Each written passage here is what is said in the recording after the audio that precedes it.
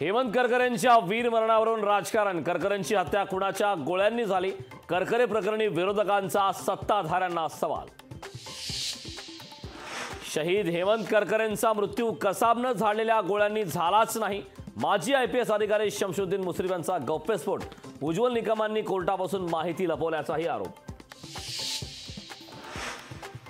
मुंबईत विजय वडेट्टीवारांविरोधात शिवसेनेचं आंदोलन। शहीद हेमंत करकरेंबद्दल केलेल्या विधानानंतर शिवसेना आता आक्रमक।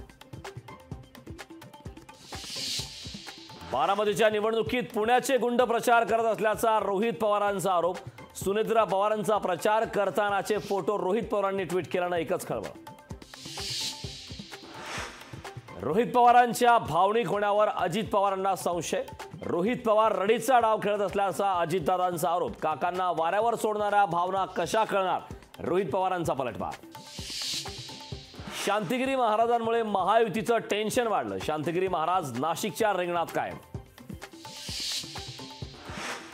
नाशिकमध्ये महायुतीमध्ये उमेदवार हेमंत गोडसेंना दिलासा। शेवटच्या क्षणाला धावपळ करत अनिल जाधवांचा उमेदवारी अर्ज मागे। कल्याणमधून रमेश जाधवांची लोकसभेच्या रिंगणातून माघार, तर नाशिकमधून विजय करंजकर यांनी अर्ज घेतला मागे। बारामतीच्या 153 केंद्रावर इन कॅमेरा मतदान घ्या। सुप्रिया सुळेंची निवडणूक आयोगाकडे मागणी। लोकसभा निवडणुकीच्या तिसऱ्या टप्प्यासाठी उद्या मतदान। महाराष्ट्रातील 11 जागांसाठी उद्या मतदान होणार।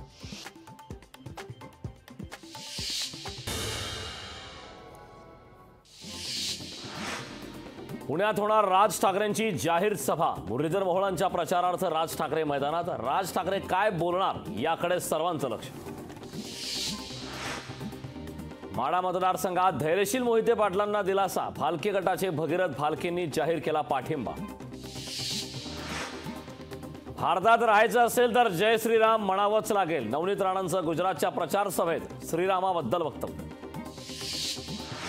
उद्या होणाऱ्या मतदानासाठी प्रशासन सज्ज।